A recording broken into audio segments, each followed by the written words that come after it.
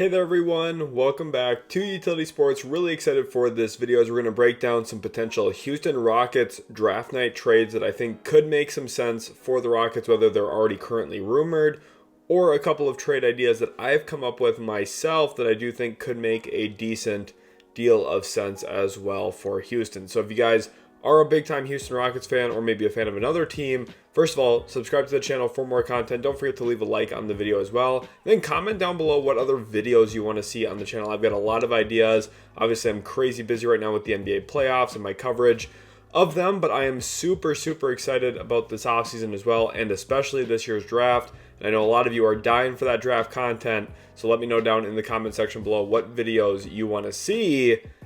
And let's get into that video preview and that real context that I think is super important here when we're talking about the Houston Rockets.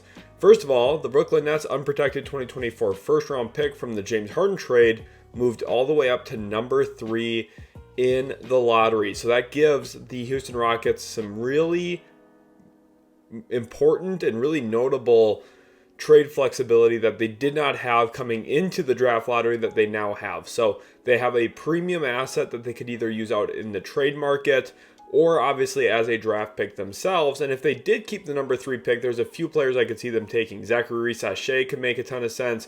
Reed Shepard is a player who I love as a fit onto the roster. He's an elite three-point shooter with really good volume and gravity, but then also someone who can handle the ball a bit, create for himself off the bounce and for others a bit. Just honestly a very polished prospect, and if he was a couple inches bigger, he'd probably be the surefire number 1 overall pick just with his overall profile. And then even someone like Donovan, who I think is going to be in the running for a top 3 or 4 pick in this year's draft, just given his size, rim protection profile. Obviously the Rockets traded for Steven Adams, but I don't think they would shut off the idea of drafting Donovan as a long-term backup big man behind Alperen Sengun. Having a real rim protector defensive anchor for Ime Udoka could be tremendous. We obviously saw in Boston Udoka really maximize the combination of Al Horford and Time Lord Robert Williams together. So I'm sure that there would be ways to make Donovan and Alperen Sengun work, especially now you see the Minnesota Timberwolves in the conference finals. Having big men who can protect the rim and do a bunch of different things, talented size is always going to be an important cog in NBA basketball. So don't rule out Donovan for any of the teams picking in the top 3 or 4. However, this video focuses mostly on potential avenues where Houston would decide to trade the 3rd overall pick. So even though there's real chance that they just keep and pick, which I think is a good option for them, and I'm not saying that they should trade the pick, I'm just saying these are some potential avenues in which they could.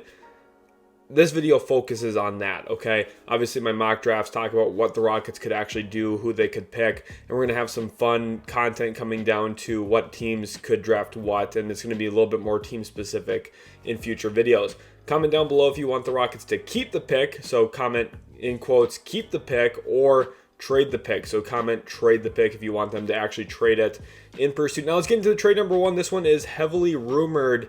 And it's all about the Cleveland Cavaliers this offseason. It seems like there's going to be some potential breakups there in the land, specifically the backcourt and the front court, whether that's Jared Allen or Evan Mobley on the move. And then in the backcourt, one of Donovan Mitchell or Darius Garland potentially.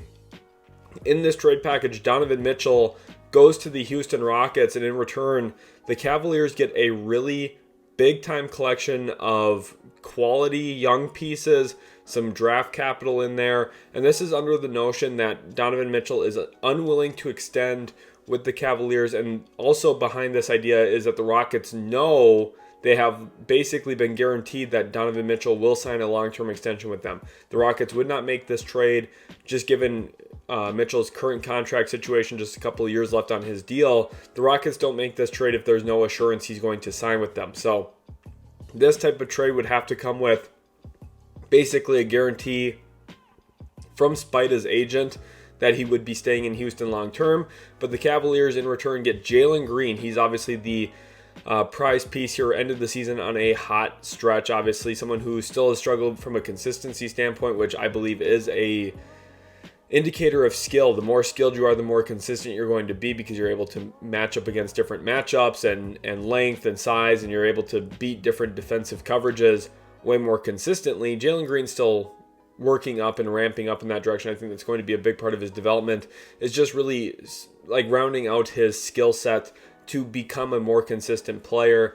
Then Tari Eason, one of the other young pieces in this deal that is extremely important. Jae'Sean Tate is a little bit of a throw-in to make the money work here, but he's actually a pretty solid player. So I think for Cleveland, getting a guy who could be the back end of your rotation, that is a nice little piece to get in this deal. And then you also have money matching here with Jeff Green and Jock Landale. Jeff Green, I think, could be solid. Jock Landale kind of played better at the end of the season. Not sure he's a part of either team's long-term future, though, if I'm being honest. And then in the trade also for draft capital is pick number 3 from the Brooklyn Nets in this year's draft, which would give Cleveland obviously a top pick to pair around probably Darius Garland and Evan Mobley. And then also a 2027 first-rounder from the Houston Rockets, which would be unprotected. And from the Rockets' perspective, why would you do something like this? Even though, again, I'm not in favor of really making a big win-now-rush move.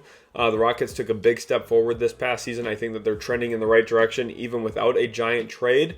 But why would you do a deal like this if you're Houston? It's to guarantee yourself that you're getting a top 15-ish, top 20-ish player in the world in Donovan Mitchell, who honestly would be the best player on the Rockets roster. Now, Alperen Sengun obviously is trending toward being a true all-star caliber big man, a really, really talented player. Him and Donovan Mitchell would have a really unique two-man game. It would be the most touch and skill that a big man has had playing next to Donovan Mitchell on the offensive side of the floor. So I think the two of them could become a really dynamic offensive combination. And then for Cleveland, obviously, the idea here is you're adding a ton of young talent around Garland and Mobley, most specifically, with Jaylen Green, Tari Eason, who could be a really awesome four-man alongside Evan Mobley. One of the concerns about playing Mobley at center is your rebounding. Tari Eason is one of the best rebounding wings in the league, or rebounding forwards if you want to call him that. So he gets on the glass, so that would obviously help Cleveland as well if they do transition fully to Mobley playing center, as well as a collection of draft assets to work with here for the Cavaliers. It would kind of reset the Cleveland direction a little bit while the Rockets get a big-time swing upgrade. Again, if I'm Houston, I'm not making this trade myself. I like the direction the Rockets are heading in. I've been very high on this team for a while now, still am, so I don't think the Rockets need to do anything drastic like this, especially for someone like Donovan Mitchell, but I do think this is worth talking about with all of the rumors centered around Donovan Mitchell. I wanted to address that in this video. Trade number 2, we have the Brooklyn Nets. I know this has been a long rumored trade idea. Mikal Bridges to the Houston Rockets. And at the deadline, the asking price was going to be multiple first-round picks and Jaylen Green. You look at how the season played out after the trade deadline, that package is no longer on the table for the Brooklyn Nets. That is a missed opportunity from Sean Marks and the Nets management there. And now instead the offer with the pick moving up in the lottery is significantly less. The Nets would get their own first-round pick back this year, as well as Dillon Brooks in straight-up swap for Mikal Bridges. Now, maybe you could argue another first-round pick has to be in here, whether it's just pick 3 or pick 3 and another asset from the draft. This deal here for Houston, you're getting a significant upgrade from Dillon Brooks to Mikal Bridges. The Nets get a top 3 pick back to become a key piece in their long-term plans. Obviously, this draft, there's a lot of skepticism. For me, I believe there's a lot of talent in this draft, and for Brooklyn, getting a top 3 player in this year's draft, I think would be really strong for them. And I think this would be a no-brainer for Houston. Mikal Bridges is a significantly better offensive player than Dillon Brooks, with similar defensive upside and talent. I think he would be tremendous in Houston, especially transitioning into a lesser shot creating diet where he's a little bit more capable of exerting himself fully defensively again like he did in Phoenix, playing more off of the catch than off of the live bounce. I think that with that, Bridges' efficiency would skyrocket again. I think he would become one of the best 3-and-D plus players again in the league like he was in Phoenix a couple of years ago. And I think riding off of that, he would become a really dynamic piece in Houston alongside both Jaylen Green and Alperen Sengun moving forward at what I think is a pretty cost-controlled decision for the Rockets if they were to do it. And for the Nets, obviously it's tough to sell on Mikal Bridges. Sucks, but you're at a spot now where the future's not looking super bright. So if you can get a top 3 pick in this year's draft, maybe that could become a build-around piece. Trade number 3, and this is one I actually like quite a bit for the Houston Rockets. Even though I love Reed Sheppard, I think Reed Sheppard would be fantastic for Houston. One thing the Rockets do have is already a good deal of positional size. You think about Amen Thompson maybe blossoming into a point guard down the road. Obviously, you have Jabari Smith as a forward. You have Tari Eason as a forward. You have just a collection of pretty solid positional size. Cam Whitmore is another kind of guard-wing combo. You have this combination of athleticism, size. The one thing you need more of is shooting and a little bit more talent playing off the catch. So in this trade, we're moving up with the Washington Wizards. We're moving up one spot, and it costs 2 second-round picks. It costs the Nets second-round pick in 2024, and it costs a 2026 second-rounder. So very little to move up one spot here. And you might say, well, why would Houston want to move up one spot? This is under the idea that Alex Sarr is off the board. The Atlanta Hawks take Alex Sarr first overall, allowing Zaccharie Risacher to be the pick here, second overall for the Houston Rockets. This would be in the event that Washington is eyeing someone like Stephon Castle, Donovan Clingan, maybe looking elsewhere other than Zaccharie Risacher. It's still possible the Wizards do take Risacher themselves on draft night. But in the event that the Wizards aren't as high on Risacher, he could, again, give more positional size, more defensive versatility, length, and the most important trade he would bring to Houston is his shooting. He's had some tremendous shooting nights in his pro career playing for JL Borg in the LNB Pro A League, same league that Victor Wembanyama was a part of. So Houston controls their own destiny, trades up to number 2 from pick number 3 to guarantee themselves Risacher on draft night as a guy who not only fits offensively as a shooter and someone who can play off the catch, but also one of the better defensive prospects in this year's class with his overall screen navigation, length, size, and his motor defensively too. I think all would fit in very well for Ime Udoka. In continuing to build up Houston's half-court defense and transition defense, which already took massive strides from where they were 2 years ago to where they were just this past season. And then from the Wizards' perspective, why do you make this type of deal? It's, again, because you're not sold on Risacher being the player you want to take. You move down one spot, very similar to what the Wizards did last year when they traded up one spot to ensure that they got Bilal Coulibaly. This year they moved down one spot, pick up a couple of extra second-round picks. I know Wizards fans are going to say, we already have a dozen second-round picks over the next few years. That's okay, because what you could do is maybe package some of these seconds together, move back up in the first round, or maybe you use this Brooklyn pick in the 2024 draft, the second-rounder, and you move that up with pick 26 to get into maybe pick 20 territory. Maybe you trade up with, say, a team like the Toronto Raptors to get to pick 19.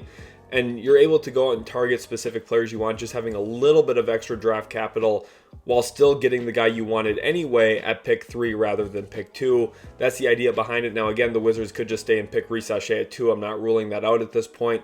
Risacher's really come alive again in the last couple of weeks here. So not saying that the Wizards won't take him, but this would be in the event that the Rockets really want him and the Wizards have maybe settled on somebody else second overall in this year's draft.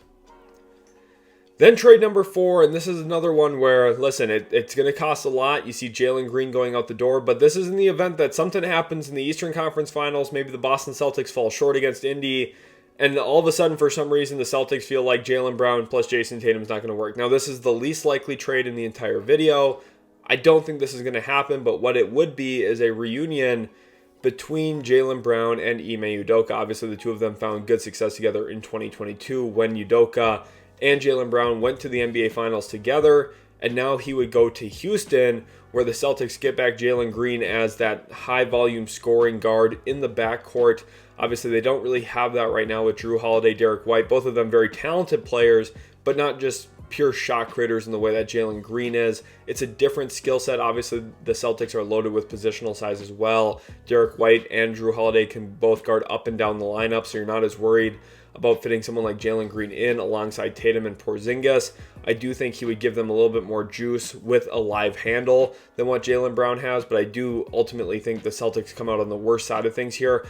If I'm Boston, I would not even consider trading Jaylen Brown, but this is a hypothetical in the event that Boston has something go wrong this postseason, whether it's in the conference finals or the finals, and they decide that it's just not going to work between Brown and Tatum. I don't love that idea, but they also get Dillon Brooks in here, who's, again, another really great defensive player. Jock Landale, Jayshawn Tate in here to make the money work, and 3 first-round picks. The number 3 overall pick in this year's draft could give Boston either a shooter, maybe someone like Zaccharie Risacher, who we just talked about, or Reed Shepherd. It could also give them a backup big man for the future in Donovan, which would be unique. Obviously doesn't really fit the way Boston plays with all the three-pointers they like to shoot, but we saw Robert Williams and be very successful even under Joe Mazzulla. So Klingon would be a big-time upgrade even on that. You get that 2025 first, which is via Oklahoma City. Or Brooklyn, obviously there's some conditions on that pick. And then the 2028 first rounder completely unprotected as well from Houston. So this is the Celtics' way of keeping their draft capital open. Maybe they could go back out with Dylan Brooks' salary, Jock Landale's salary, and maybe find a third team to get involved with to bring in a different player, and you're just snatching Jaylen Green out as well. So this is an interesting offer for the Celtics, one that I think would be a no-brainer for the Rockets. Even though I love Jaylen Green, I think there's a lot of things Jaylen Green is still getting better at and still growing in as a player. Jaylen Brown's just the better player. So it would be an upgrade of Jaylen's. It's a swap of Jaylen's, and I think the Rockets would get the better end of the deal here. Again, this is the least likely of the video here. I don't think this is going to actually happen, but I did want to talk about the potential of a Jaylen Brown, Ime Udoka reunion in Houston in case something goes wrong with Boston over the next couple of weeks. I really hope you guys did enjoy this video. It was a lot of fun talking about some Houston Rockets draft night trades. Remember to comment down below more trade ideas as well as some more video ideas. I want to hear what you guys want to see on the channel. You are just as much a part of the community as I am, which is why in the Discord, links in the description for that, I would love for you to be a part of that. Go give us a follow on Twitter, links in the description for that. Again, leave those comments down below. Would you trade the pick? Would you keep the pick if you're Rafael Stone in the Houston Rockets? Let me know down below, and we'll catch you in the very next Utility Sports video.